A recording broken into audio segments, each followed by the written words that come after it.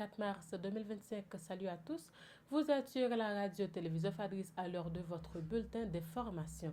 Le taux de référence calculé par la BRH pour ce lundi est de 7,30 pour 70 gourdes pour $1 américain.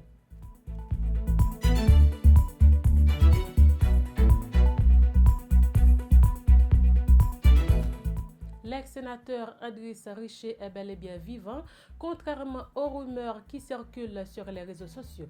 Je ne suis pas imparfaite, c'était vu mon âge, mais je suis encore là, a-t-il répondu.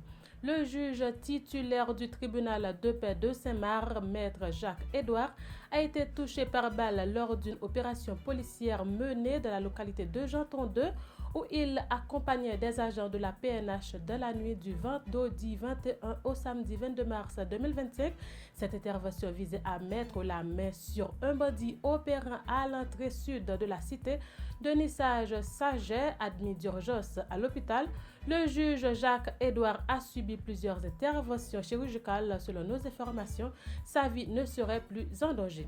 La crise haïtienne sera au menu des discussions entre Marco Rubio, le Premier ministre jamaïcain, la présidente de la CARICOM, le représentant de Trinidad et Tobago et le CP Fritz Jean. Cette rencontre, qui revêt une importance politique majeure, se tiendra à la demande de la CARICOM en Jamaïque.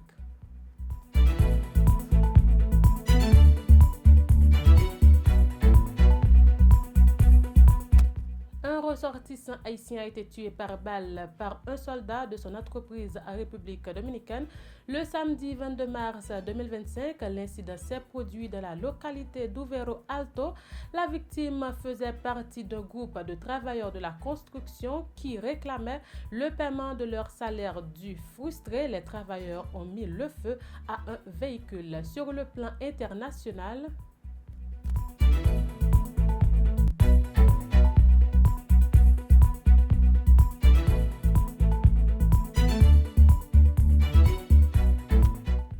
décès dimanche de l'ex-congresswoman américaine d'origine haïtienne Mia Love à l'âge de 49 ans des suites de cancer du cerveau, a annoncé sa famille.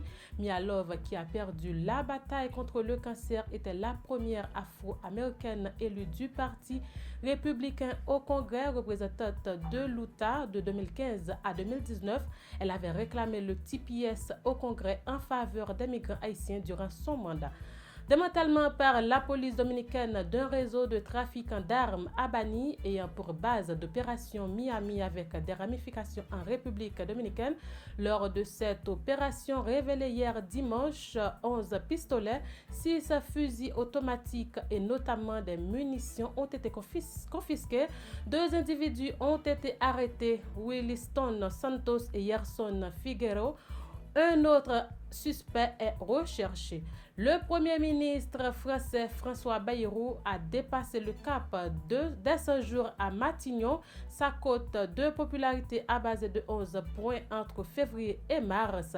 Selon le baromètre IFOP pour le journal du dimanche, 27% des personnes interrogées se disent satisfaits de son action. Ce chiffre est au plus bas depuis sa nomination en décembre.